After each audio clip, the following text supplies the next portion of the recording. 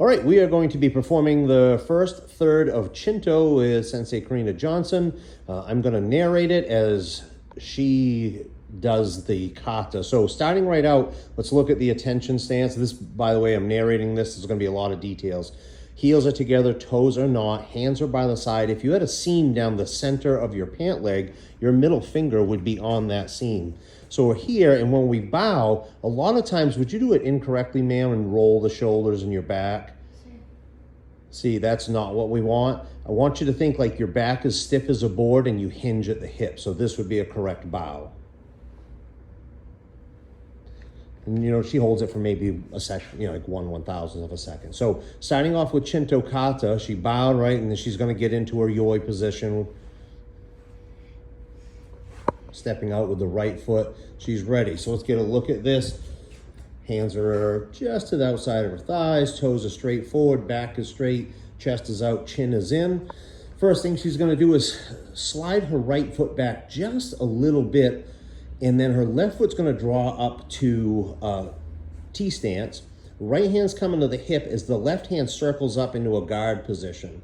The back hand is now going to, almost like you're reaching behind, and going to come around. Now there's our guard position. You can see her stance is really good.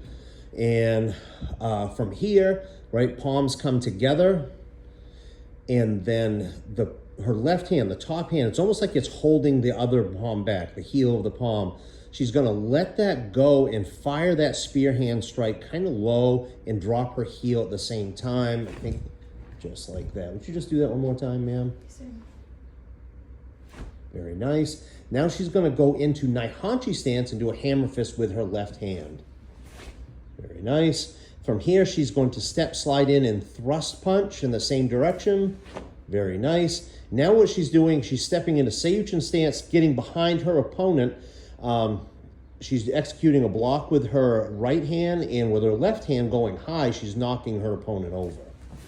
Just like that. Beautiful. Now she's going to spin all the way around. This is a little bit tricky. I'm going to give you a tip to help with the spin. If you bring your left hand to your right hip quickly as you're turning, it's going to help facilitate the spin. So go ahead, ma'am. And see how she just turned and landed, and she's in a good stance. There was no wobble. She's at a 45-degree angle. Beautiful, and she executes her next technique, the low block. You notice that's just outside her thigh. That's really good. Now we're going to go back to like that first position. She's going to step back into a T stance, and here comes that same move, that guard position, coming around back, guard position. This next move is 2 front kicks. All right, so this is, you can't do these slow, obviously, by the nature of it. So I'm just going to get a profile view here. She's going to drop her heel, chamber her right leg, kick, and then jump and kick with the other one as well. And you can do it, you know, relatively slow like that. Her hands come to her right hip, and she's going to execute a low block or a cross block. Go ahead, ma'am. Boom, just like that. Her left foot is going to draw into her right, and she's going to turn 180 degrees. So facing exactly the opposite direction. Her hands are going to come to her right hip again, and she's going to execute another cross low block. And that may not be the technical term for it. Just like that. Now here, her right foot is going to step behind, and she's going to parry a punch with her left hand. There, so let me get around in front of her.